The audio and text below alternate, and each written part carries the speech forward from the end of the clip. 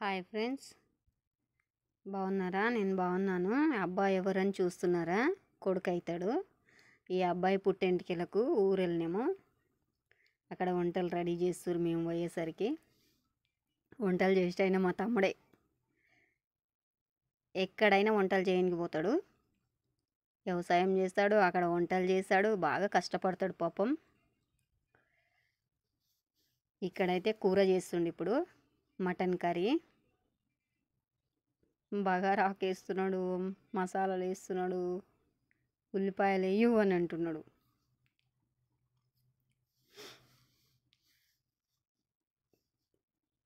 కానీ ఫంక్షన్లలో అయితే మా తమ్ముడే వచ్చి వండుతాడు. మా మామ కొడుకు పుట్టెంటికెళ్ళు తీస్తురనమాట. అంటే మా తమ్మునికి కూడా ఏమవుతాడు, అల్లుడవుతాడు.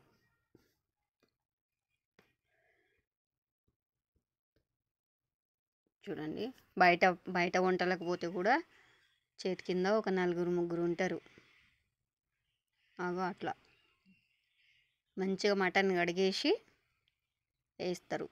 ఇక్కడైతే దుర్గమ్మ తల్లికి 2 యాటలను కోసిరు.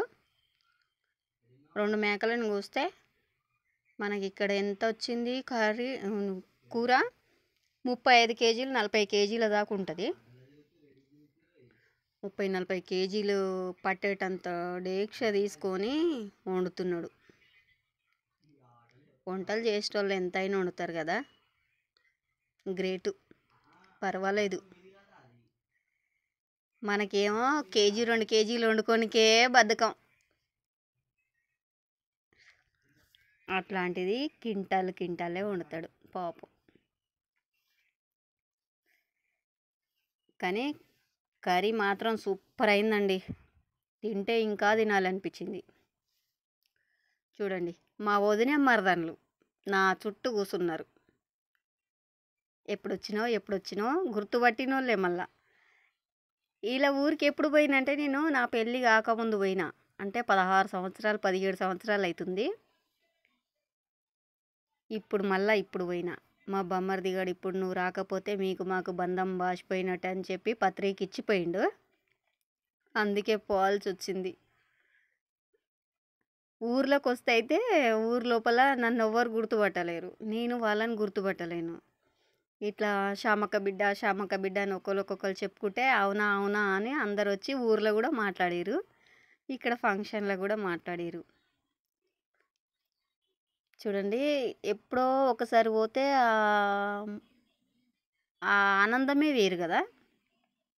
ఊర్లో అయితే నాకు నిజంగా మంచిగా అనిపించింది. అలా ఇండ్లు అవి తీద్దాం అనుకున్నా కానీ నాకు అంత టైం ఇవ్వలేరు. ఫోన్ బట్టి తీసేంత టైం ఇవ్వలేరు. మన మాటల్లోనే కర్రీ రెడీ అయిపోయింది.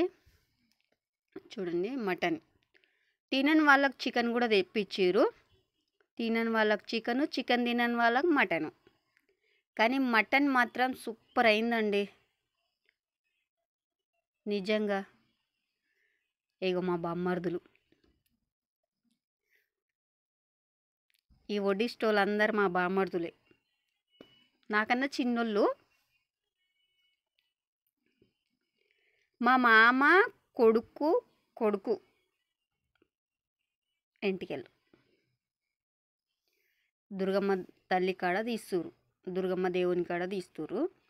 అయితే అక్కడికి ఫంక్షన్కి రావాలి అని, కంపల్సరీగా రావాలి, నువ్వు ఎప్పుడు రావట్లేవు అని నాకు కోపంగా చెప్పిపోయిండు మా బామ్మర్ది.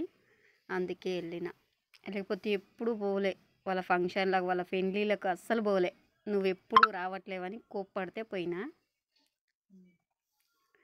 అప్పుడు ఇంకా చూసుకాడా నాకు ఆనందమే ఆనందం. ఆ ఊరిని చూస్తే, వాళ్ళని చూస్తే. మా అమ్మమ్మ వాళ్ళ ఊరికి నేను 17 సంవత్సరాల నుంచి పోలే, మొన్న పోయినా. ఇంకా ఊర్లో ఉన్నారంట చుట్టాలు ఇంటికాడ. మేము గుట్ట పైన ఉన్నాము. అదే ఇట్లా గుట్ట ఎక్కుతుంటే గుడి వస్తుంది, గుడి కూడా చూపిస్తాను. మా బామ్మడిది అన్నం తీస్తుండు, సిద్ధం పెడుతుండు తినడానికి అందరికీ. వాళ్ళు కూడా రమ్మని చెప్పి పంపిరు అందరినీ. ఇంకొక బామ్మడిది బండి వేసుకొని పోయిండు, ఆడికి గుట్ట పైనకి రండి అని చెప్పడానికి పోయిండు. ఉన్నంత వరకే తినబెడతామని తినబెడుతురు వీళ్ళు. సరే అండి, అన్నంకైతే టైం అవుతుంది, మేము కూడా తినాలి. ఇప్పుడైతే ఇట్లా ఊర్లోకి వచ్చిన, ఇగో ఇట్లా కూర్చొని మాట్లాడుతుంటే ఆనందమే వేరా. అమ్మ బామ్మర్ది చూడు ఇట్లా జోకులు వేస్తున్నాడు మాతోటి. అక్కడ కూర్చున్నా నేను, అందరు అత్తలు. ఇగో గుడి ఇక్కడ ఉంది చూడండి.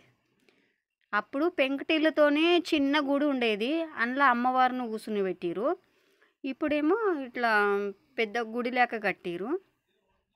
పెద్దగా అంటే అంత పెద్దగా ఏం లేదు, మామూలుగా కట్టిరు, కానీ చాలా అందంగా కట్టిరు. చూడండి, చుట్టాలందరూ ఒక్కొక్కరు వస్తురు. ఇక అన్నం తినడానికి అయితే రెడీగా ఉంటురు. కిందికేని కూడా వస్తురు కొంతమంది. వీడియోలు చూస్తురు కానీ లైక్ చేయట్లేరు ఫ్రెండ్స్. లైక్ చేయండి, షేర్ చేయండి, సబ్స్క్రైబ్ చేయండి.